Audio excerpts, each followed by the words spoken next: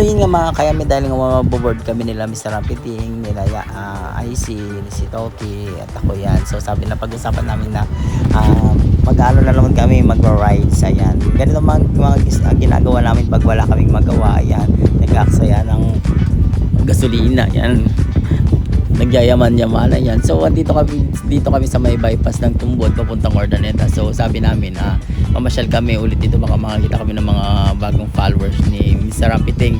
Sa mga nagmamahal po kay Mr. Rampiting, may bago na po siyang Facebook ulit. Follow nyo siya dahil nga may nagkaroon ng problema yung kanyang Facebook. So yan, nandito sa ating video yung kanyang bagong Facebook. So paki-follow po siya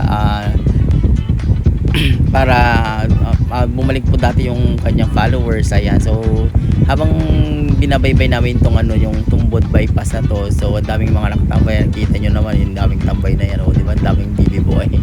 Ay, nahawa na rin ako Mr. Rampiting. Ayan, tignan mo po, inikuta pa lang yan din dito naman guys. Is naglakad-lakad kami dito ni Mr. Rampiting para lang yung mga caption na kunwari nabubuo sa mga ganung fact. And paghahapon, ang dami talaga mga baby boy dito. Ayan, nakikita nyo naman, ayan, daming tambay. Nakikita nyo ba yan, diba? Grupo-grupo. And then dito banda kasi may umiikot na yung pinagbabawal na yung nagde-drag race. Actually guys, kaya may lumilibot na ganyan dito. Balita po dito na may na-aksidente ata nung isang linggo. So kaya pinagbabawalan nila mag-drag race.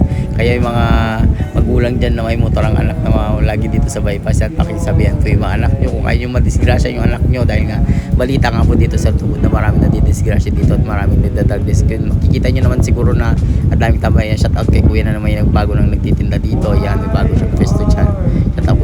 Shout out po sa inyo. And then ayan, yun nga, pag pinagbabawal na po, so may umiikot na nagbabantayan, di ba? Ang daming boys. So, hindi nila alam nag-video kami dyan. So nagtagi-video ko dito si Toki. Ayan, medyo magulo siyang video. Charis.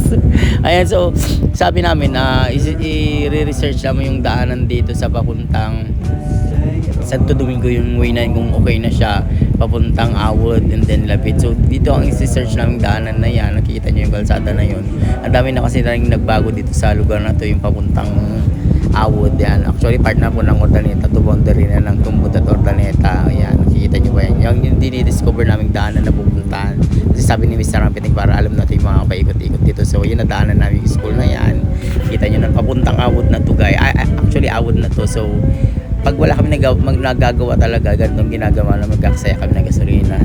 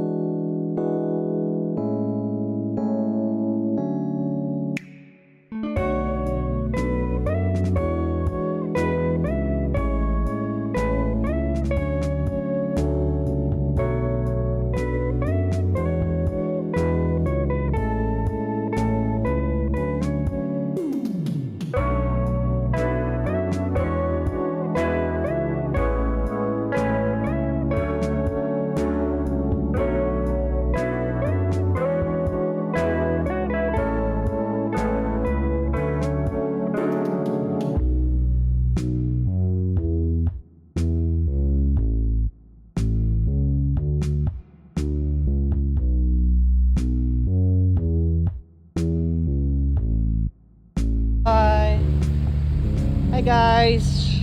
Hi. So yun nga guys, dito kami sa Unsad.